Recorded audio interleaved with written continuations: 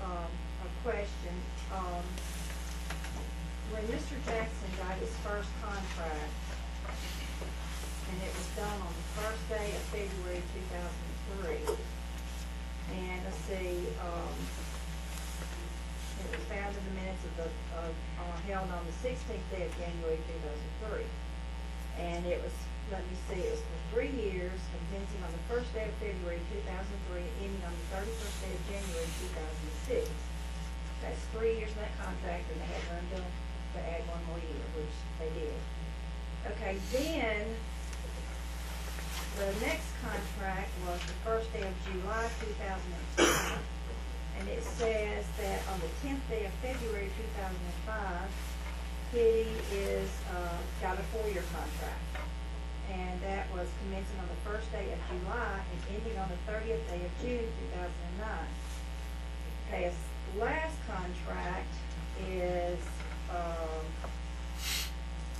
done the 9th day of February 2006, and it ends, let's see, commencing on the first day of July and on the 30th, ending on the 30th day of June 2010. My question is, if it starts out and he's on February, how do we end up at the end of June on the contract? Mr. Chairman,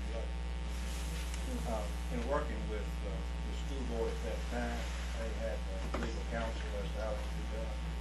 And so they set it up that way. You just said it would be effective next school year beginning July 1. But when I was employed, I did come and vote. But was it voted on during a school board meeting by the school board? An extension? To do it on that end of June? Let me mention for the public information, and I know there's a lot of misinformation from time to time. The law only allows 4 years for the director of schools contracts. It cannot exceed a 4-year term. So in other words, I know some people say, well, you've got a 7-year, 9-year, 11-year.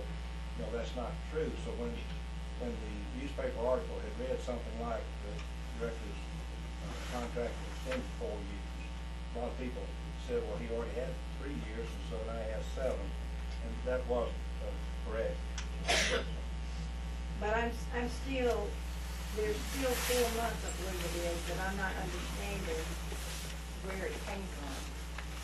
If you started out in, like I said, the first one, February, and I know that, you know, I went back and looked at the minutes, and I also looked at the night that, listened to the tape the night that there was, things going on, but and that night it was also said for 1 year.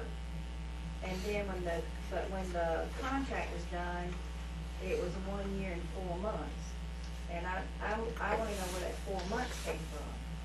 The contract itself is 4 years, but it was done 4 months in advance. There was, what, 2.5 years or something like that left.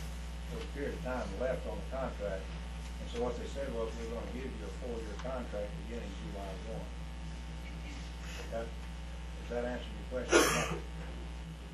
But if this says that it was voted on and held in the minutes in February, and none of them say that it was done, I don't believe, anywhere but other than, here's one in January, and this one was done in February.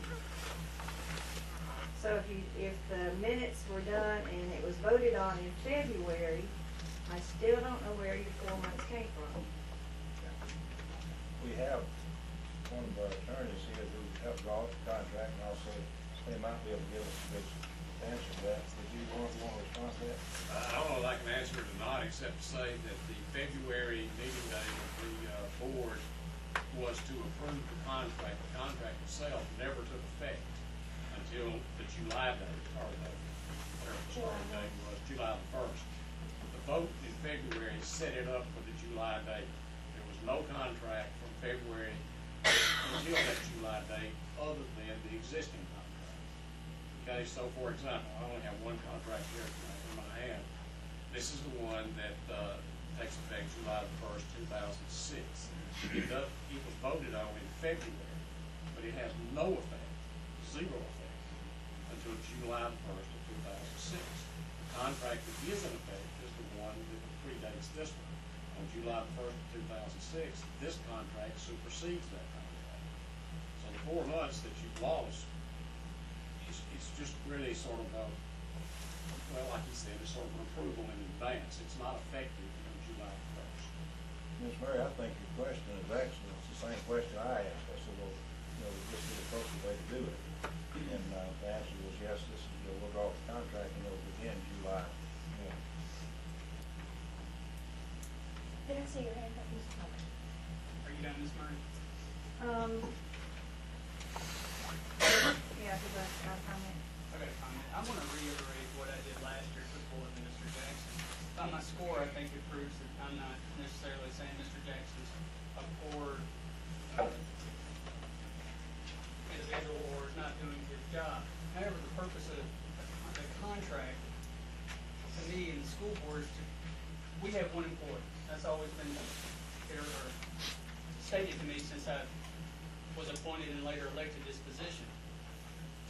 And by extending the contract to 4 years, the board loses control of that employee.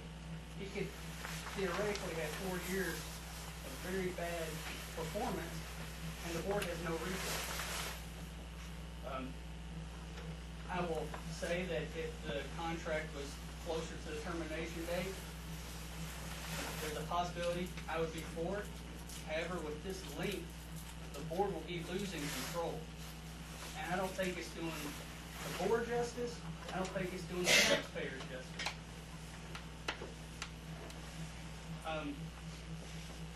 I know a lot of times I confuse the public and private sector, having worked in both, and I'm not guaranteed a job for 4 years.